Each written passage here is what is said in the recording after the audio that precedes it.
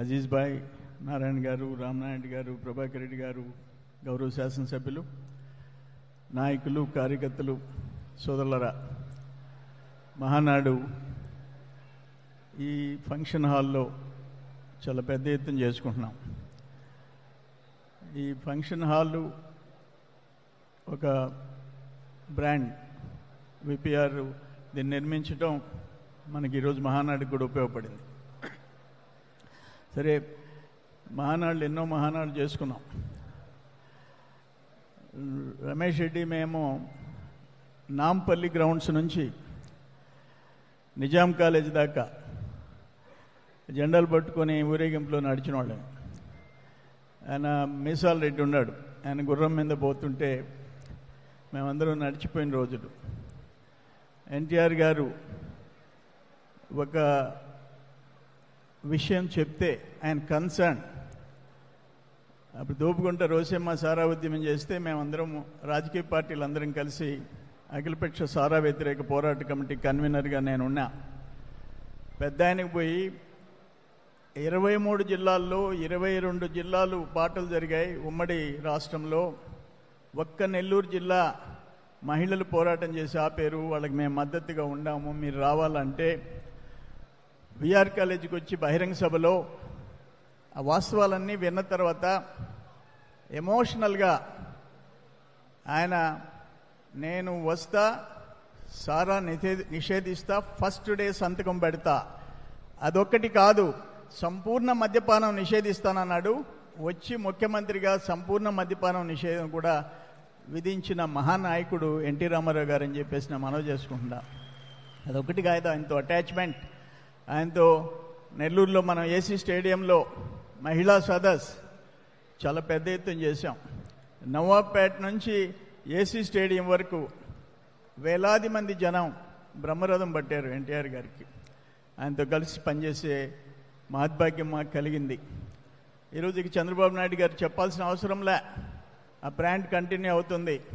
ఒక role model దేశంలో, ఒక ఐటీ సెక్టర్ కానీ, అభివృద్ధి కానీ, విజన్ కానీ, ఒక విజన్ 2020 అంటే, ఒక హైటెక్ సిటీ అంటే, ఇవన్నిటికీ ఒక మొన్న మోడీ గారు చెప్పారు ఐటీ గురించి.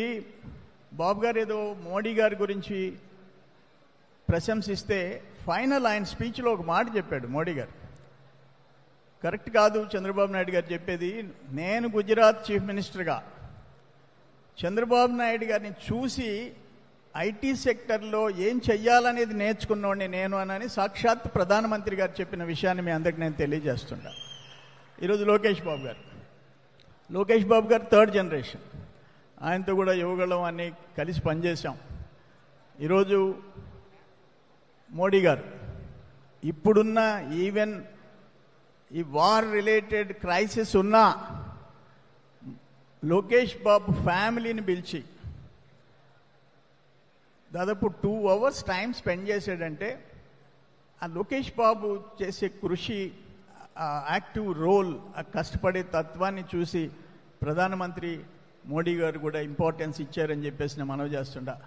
అట్లా ఎన్టీఆర్ గారు, బాబు గారు, లోకేష్ బాబు గారితో కలిసి మనందరం పనిచేసే అదృష్టం మనందరికీ కలిగింది.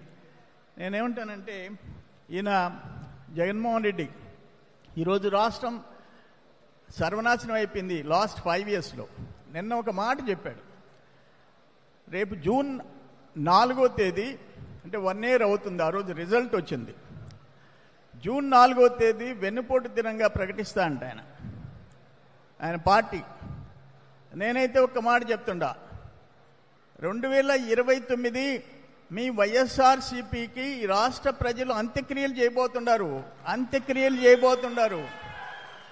మీరు ఇప్పుడు ఈరోజు మద్యం కేసులో బోఫోర్స్ ఎంత, 60 కోట్లు, 2G స్కామ్ ఎంత, అక్కడ కేజ్రీవాల్ జైలుకి పంపించారు, డిప్యూటీ సీఎం జైలుకి పంపించారు, కవితను జైలుకి పంపించారు, ఎంత, 150 కోట్లు. ఈరోజు సిఐడి సాక్ష్యాధారాలతో తేల్చింది ఎంత, 3,200 కోట్లు. నేను చెప్పా, అయ్యా అఫీషియల్ సేల్స్ 3,200 కోట్లు, 10,000 కోట్లు అవినీతి జరిగిందని చెప్పా. ఈరోజు వాళ్ళు తప్పించుకునే పరిస్థితి లేదు. ఇవన్నీ అక్కడ పెట్టి మనవల గురించి మాట్లాడటం. ఇంకొక మాట మాట్లాడినాడు, వర్షా కంపెనీకి విశాఖపట్నంలో 50 ఎకరాలు, ఎకరా 90 పైసలు ఇడ్లీ వడ అంటాడు. అరే నేను నిన్న వెళ్ళి ఆఫీస్లో ఎస్ఐబిపి తీర్మానం చూసా. 50 ఎకరాల 36 సెంట్లు ఎకరా 50 లక్షలు, 3 ఎకరాల 50 సెంట్లు ఎకరా 1 కోటి వర్షాకి ఇచ్చింది. మరి 50 లక్షలకి ఎకరా ఇస్తే రాజశేఖరి టైంలో ఫ్రీగా ఇచ్చింది ఉంది. ఒక ఇన్వెస్టర్, ఒక ఇండస్ట్రీ, ఒక పెట్టుబడి, ఒక పరిశ్రమ, ఉద్యోగాలు, ఉపాధి వస్తుందంటే పిలిచి ఫ్రీగా ఇచ్చిన సందర్భాలు అనేక ఉన్నాయి. అటువంటిది 50 లక్షలకి ఇస్తే 90 పైసలు, రూపాయి ఇడ్లీ వడ అంట పచ్చి అబద్ధాలు. ఒక ఫార్మర్ చీఫ్ మినిస్టర్గా నువ్వు చంద్రబాబు నాయుడు గారి గురించి మాట్లాడితే నేను ఒక్క మాట చెప్పా. ఆ యలహంక ఎమ్మెల్యే, యలహంక అంటే తెలుసు మీకు, ఆయన ఉండేది బెంగళూరులో, 29 ఎకరాలు, 1,10,000 అడుగుల ఇల్లు, అతి పెద్ద 1,000 కోట్ల రూపాయలు చేసే ప్రాపర్టీ. అక్కడ ఉంటాడు, శాసనసభకు రానంటాడు. అందుకని నేను ఒక మాట చెప్పా, అయ్యా రూపాయి కనిచ్చుంటే నేను సర్వేపల్లి ఎమ్మెల్యేగా రాజీనామా చేస్తా. 50 లక్షలు, 1 కోటి రూపాయలు కనిచ్చుంటే యలహంక ఎమ్మెల్యే వచ్చి రాజీనామా చేయి, సత్తా తేల్చుకుంటామని చెప్పా. సిద్ధమా అని చెప్పేసి జగన్మోహన్ రెడ్డి గారిని అడుగుతా ఉండా. అంటే ఇంత పచ్చి అబద్ధాలు చెప్పే వ్యక్తులు లిక్కర్ గురించి చెప్తున్నాడు. నిన్న 2.5 అవర్స్ ప్రెస్ కాన్ఫరెన్స్ పెట్టాడు. ఇప్పుడే నేను ఒక ఫ్రెండ్ని అడిగి తీసుకున్నా. ఈరోజు ఇండియాలో ఎక్కడ దొరికే బ్రాండ్ అయినా ఇక్కడ దొరుకుతుంది, సేమ్ రేట్స్కి దొరుకుతుంది. తెలంగాణ అయినా, తమిళనాడు అయినా, కర్ణాటక అయినా. ఆ రోజు పరిస్థితి ఏంటి? ఒక్క చెర్లోపల్లి విలేజ్లో మేము పోయినాం. ఒక సభ పెట్టుంటే వితంతువులు అక్కడ కూర్చొని ఉంటే ఏంటి వాళ్ళు అని చెప్పి అడిగాను.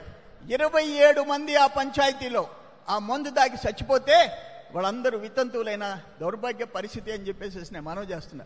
అటువంటి వ్యక్తి ఈరోజు తెలుగుదేశం గురించి మాట్లాడే అర్హత నీకుందా అని చెప్పేసి అడుగుతూ, మనందరం రేపు లోకల్ బాడీస్ వస్తున్నాయి. లోకల్ బాడీస్లో వాళ్ళ మాదిరిగా పోలీసులను పెట్టి దౌర్జన్యాలు చేసి పోటీలు లేకుండా చేసుకునేది కాదు. మనం జనంలో ఉంటాం, జనంలో బతుకుతాం, లోకల్ బాడీస్ అన్ని గెలిపించుకుంటాం. 2029 మళ్ళీ చంద్రబాబు నాయుడు గారిని ముఖ్యమంత్రిని చేసేంత వరకు నిద్రాహారాలు లేకుండా కలిసి పనిచేస్తామని చెప్పి తెలియజేస్తూ, ఎన్టీ రామారావు గారికి సోదరుడు రమేష్ రెడ్డి గారు చెప్పారు, భారతరత్న ఇవ్వాల్సిన వ్యక్తి మహానుభావుడు.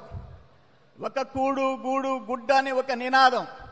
ఆనాడు ఒక కేంద్ర మంత్రి హైదరాబాద్కు వస్తే ఒక మాట చెప్పాడు, నేను ఎక్కడైనా ఫ్లైట్లో పోతుంటే పేదోళ్ల ఇళ్ళు, స్లాబులు ఉండే ఇళ్ళు కనపడితే అది హైదరాబాద్, ఆంధ్రప్రదేశ్, అది ఎన్టీఆర్ అని చెప్పేసి నేను గుర్తుపడతాను.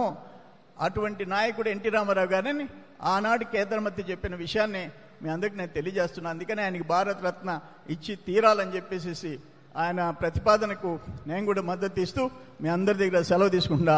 నమస్కారం.